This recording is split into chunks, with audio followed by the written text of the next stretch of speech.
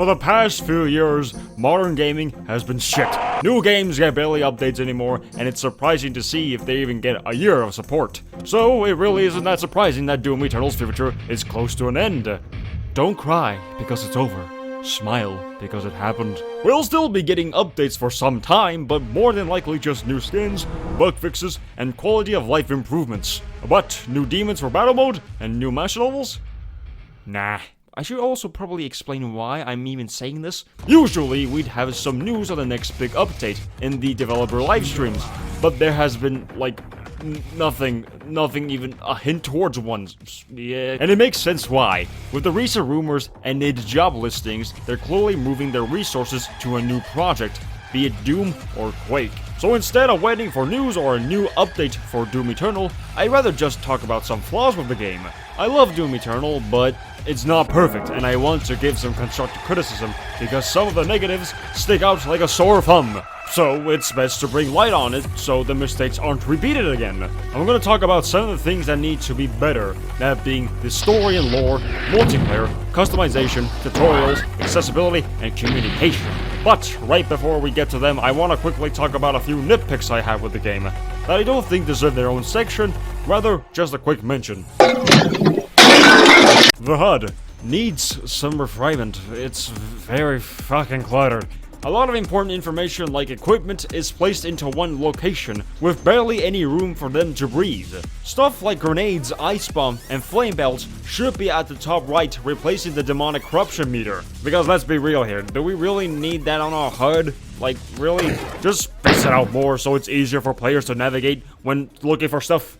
Thanks. Now, if any of you know me, I fucking love creature design. It's something that I'm very passionate about, and I personally think Doom Eternal could have done better.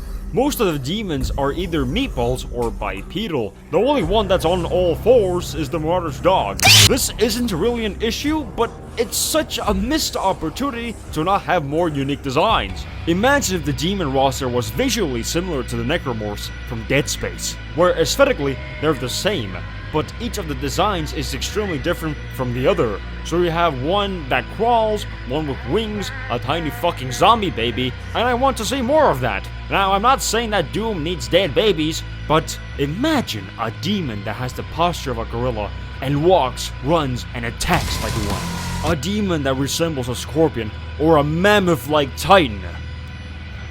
Not like the size, you know, I mean like a titan that looks like a mammoth, okay? Besides animals, we can have one demon with 4 arms, or one that has a snake-like body with wings. Come up with crazy ideas. Please, I'm begging you, I really want more unique demon designs.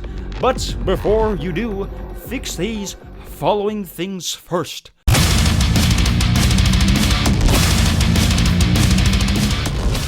Battle mode. It's fun, but not enough. It's a neat idea and has a small fan base, but currently that's a problem. How so? Well, when your main players are almost only your dedicated community, then every new fucking player is gonna regret touching this thing when they already know they're gonna die! Battle mode isn't bad, what's bad is the lack of options. When you want a good healthy player count, you need to give the players more options, so they don't get sick of one gimmicky mode. Doom is primarily a single player experience, so I'm not asking for 20 different multiplayer game modes that will have like only 3 players. Rather, I think what they need to do is 3 things. Co-op horde mode, snap map, and get more creative. A co-op horde mode is a no-brainer. I think I need to explain why it should be a thing. Snap map is also a no-brainer. People want to make more levels for Doom Eternal's addicting combat, so give them the tools to make them themselves. But what do I mean by getting a little more creative? Since something like deathmatch would be hard to pull off with how much the combat relies on AI, I think they could start getting a few more novel ideas for multiplayer modes that are like the campaign experience. Battle mode did a good job with transferring the campaign experience into multiplayer, and we just need more of that. But to be fair, that's easier said than done, because id Software made battle mode in-house, and not gonna lie, you guys should probably outsource a few modes to other devs, like you did with Doom 2016's multiplayer. Also, for the record, Doom 2016's multiplayer was fun, you guys just didn't play it. You fucks. Outsourcing, in my eyes, can be very beneficial. It can allow its software to focus more on the single-player side, so they don't have to split their resources on multiplayer and single-player. And what I'm about to say is total speculation, but I think that was a problem with Invasion mode, where it was simply too ambitious in the technical sense. Like, how would they make a single-player campaign online? What happens if someone has bad internet? Like the Slayer. I think those types of issues and this type of mode will be much better outsourcing it than in-house. Then again, I don't fucking know. So what I'm saying is, look into more modes and give us a level editor, and maybe look into outsourcing. That's pretty much it when it comes to multiplayer. Recently, accessibility is something that has improved significantly in the past couple years in the gaming landscape, and it's nothing more than just fantastic. And I wish to see Doom do a little more in that department. Eternal has quite a decent number of options for accessibility, but it can be better. Here's some quick ideas I had. Have an option for weak points to be a solid color, to help the players that don't know if an enemy has one, or is just struggling with the system. Have a narrator for the codex entries and the tutorials for people who have a tough time reading. Have more colorblind modes that aren't just the UI this time. Sound cues for, let's say, buttons you need to press. Have an option to have pickups be more brighter or what. Those are just a couple of ideas I had, and if you guys have any more, please leave them in the comments down below. Seriously, that isn't me trying to get people to comment. I genuinely want to hear more ideas. Having more accessibility should be a no-brainer, and it honestly should be taken into account as soon as possible when id starts making their next game, so more people can experience their amazing products. Everyone knows that story isn't important for a Doom game, but if it's there, I want it to be good.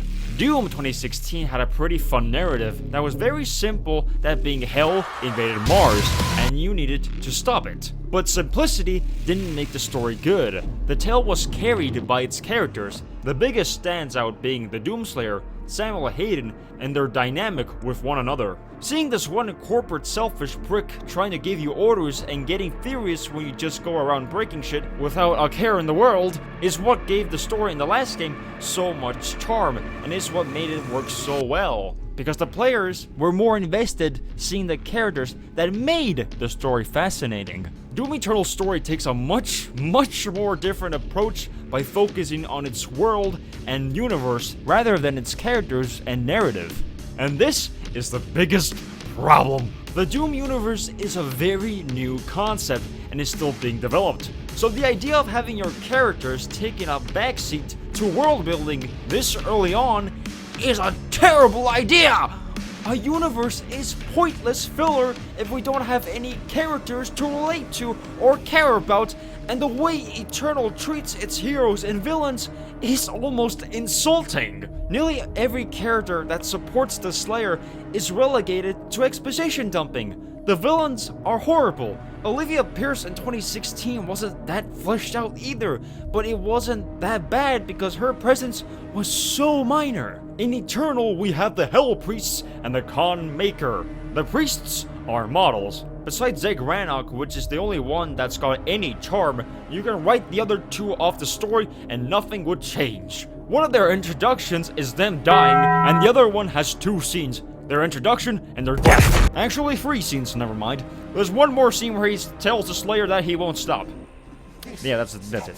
The Con Maker is offensively boring to me. She's much more interesting in the expanded lore, but in the main storyline, her role is just to keep telling you to stop what you're doing and then fight you at the end. But they aren't as mind-boggling as the Dark Lord. They introduced and killed the Dark Lord in a DLC. Let me repeat that. They introduced and killed Lucifer, the devil, the Prince of Lies, in a fucking DLC the last 2 hours! I'm going to go more in depth with how they pretty much ruined Samuel Hayden in my next video. But what did they do wrong? Well, I think I should let someone answer that who's much more informed about the lore and the universe of Doom. Hello and welcome, Anvil. Thanks, Frenchie. I have to say that I fully agree with what Frenchie has said, especially about the part where Doom Eternal focuses on the world and the universe instead of the characters that inhabit it. and even then it does not do that well enough. Let's take a quick look at Doom 2016. The entire game revolves around two main locations that are the core pillars of the Doom universe, Mars and Hell. You play through the entire game exploring the absolutely massive UAC facility. It is so massive, in fact, that every area of the UAC you go to is completely different from the previous one you just left. It literally made you feel like you were on a goddamn planet. Now, Doom Eternal, on the other hand, throws all of that aside, and you basically have the teleporter that you use to go anywhere and everywhere. So for example, you go to Earth, deal with the Hell Priest, and then teleport out. And then you go all the way to the planet of Arden Denur, more specifically Exaltia, you get what you need, and then you teleport out. Oh, also, what about Cultist Base or Doom Hunter Base? You do what you have to, and then guess what? You teleport out.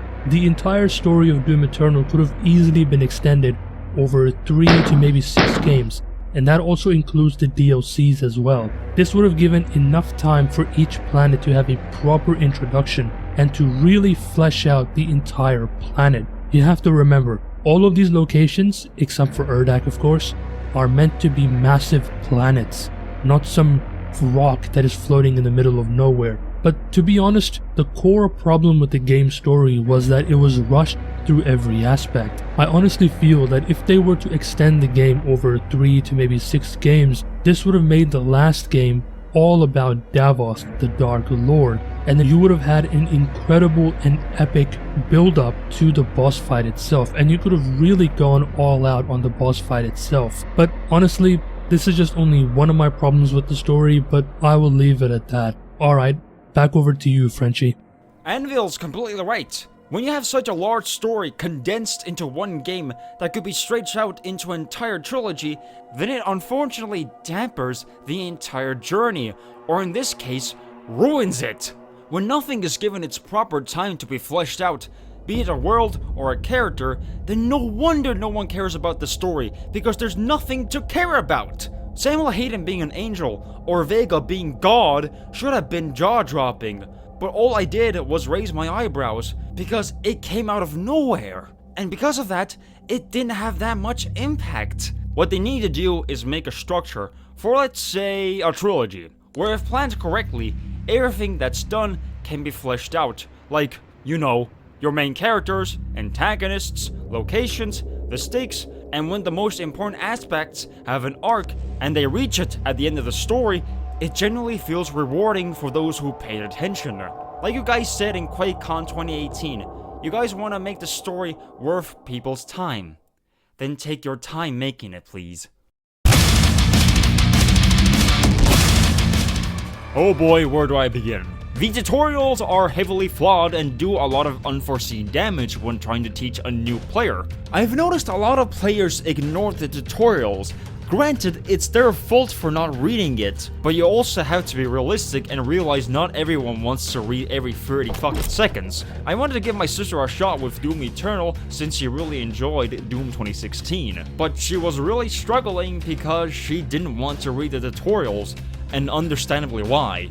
The intention with these is to be quick and digestible, but the problem relies on the execution. Every single one of the tutorials is a pop-up window, and they always break the gameplay's flow. And with how frequent these pop-ups are and stopping your fun, you kinda stop reading them after a while and just close them as soon as they pop up. Because, you know, you wanna go have fun! Again, it's the player's fault for not reading it, but you also need to understand why and try to find a middle ground. Instead of having everything be a pop-up window, try having them be more fluid with the level. For example, before you get the chainsaw, have a player use up all their ammo in a room with no pickups, and when they run out, the chainsaw spawns as almost like a last option, where the player instinctively uses the chainsaw to kill demons, and inadvertently teaches the player that's how you get your ammo back. There's lots of ways they can improve the tutorials than just having them be a part of the level. I understand they went with the pop-ups to make it stupid-proof, but they do need to iron it out. Be it more ways to teach the player, or pace it out more so they don't pop up as frequently.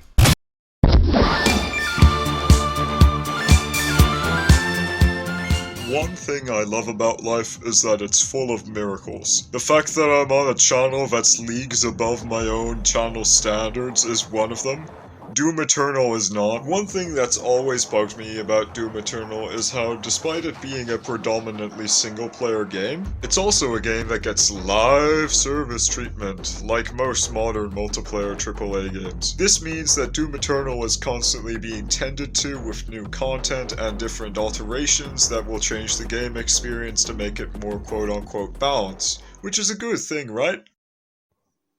Right. Now, the cosmetic events are mostly fine and there's not much to complain about with them, but when it comes to game-altering changes, that's where it starts to get a bit iffy for me personally. If you want a good reference for this, say like the full auto buff that came out with update 6.6. Oh, you left the video. But when it comes to, say, more so enemy changes is where most people would find their gripes with something like this. Throughout the game's lifetime, numerous enemies have received varying buffs and nerfs to different degrees. The most prominent examples would probably be the Arachnotron, Bloodmaker, and Marauder. And I'm sure we all know what sort of state the Marauder is in now. It's not just how these changes can negatively affect the enemy in the long run, but also the way the game feels and its fluidity throughout different updates. The incredibly jarring changes in an enemy's behavior in a game that's entirely focused on having good, solid combat is something that can definitely mess with a lot of the player base. The same goes for enemy encounters too, how various enemy encounters were removed from Tag 1 following the release of Tag 2, and several were added to Tag 2 following the release of Update 6.6. Now, while the latter of these was a neat addition, the former is arguably id's biggest mistake since creating the Rage franchise. I guess the thing that really sucks about this is that despite the amazing luxuries that we are able to perform with video games with the current technology, before this with any single player game you would have to get everything in a state the developers would be content with on the first go and you wouldn't be able to change it. It's why so many old classic single player games from that time are still constantly replayable. People are able to play the games in a consistent state over and over again, which helps cement their status as classic. And while I love Doom Eternal, it's a shame that the constant changing kind of limits it from having that sort of consistent replayability.